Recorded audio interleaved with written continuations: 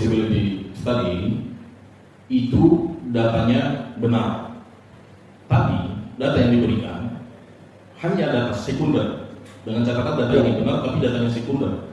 Apakah data sekunder ini tetap bisa dipergunakan dalam menyusun suatu feasibility study? Iya, ada yang hanya mengacu itu, tapi kalau saya boleh berpendapat, itu menurut saya kurang akurat Pak. Kalau hanya mengandalkan data sekunder.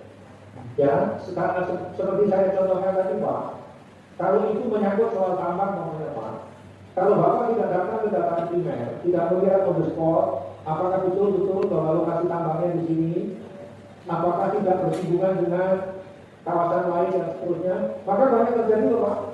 Ya, katanya dapat konsesi tambang, tapi ternyata berada di kawasan hutan, yang dimana adalah lingkup dari Departemen Kehutanan tidak mengizinkan itu untuk dilakukan penambangan dan lain sebagainya. Maka kalau menurut saya perlu dilakukan uji data primer Pak. Kalau hanya mengandalkan data sekunder, ternyata di lapangan berbeda, pasti belakangan akan timbul dispute Pak. Ya. Tetapi kalau pada prakteknya ada juga yang hanya menggunakan itu dipakai juga Pak. Ada Pak, ada. Makanya kalau mau ngambil risiko silakan.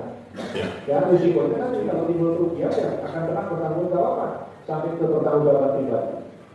Baik, kemudian pertanyaan saya Pak, apakah dalam pembuatan feasibility study itu pengolahan datanya bisa dilakukan oleh ahli, namun surveinya dilakukan bersama-sama dengan kita yang ingin akan mendirikan suatu proyek,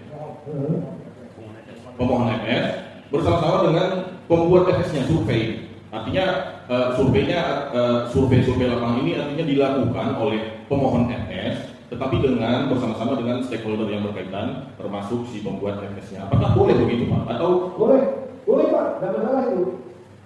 Boleh, bahkan studi lapangan pun atau mencari data primer di kami itu boleh Pak. Tetapi kalau untuk mengangkat konsultan, maka kode etik dari konsultan itu bagaimanapun harus independen Pak. Baik. Itu aja.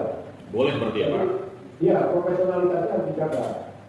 Baik, berarti kalau misalkan suatu FS yang dibuat berdasarkan atau berdasarkan suatu data sekunder dan survei-surveinya atau bagian-bagian lainnya benar dan dilakukan oleh si pemohon FS-nya, tidak semuanya dikerjakan oleh si pembuat FS, itu boleh dan tidak larangan. Sudah yang saya tahu tidak ada larangan.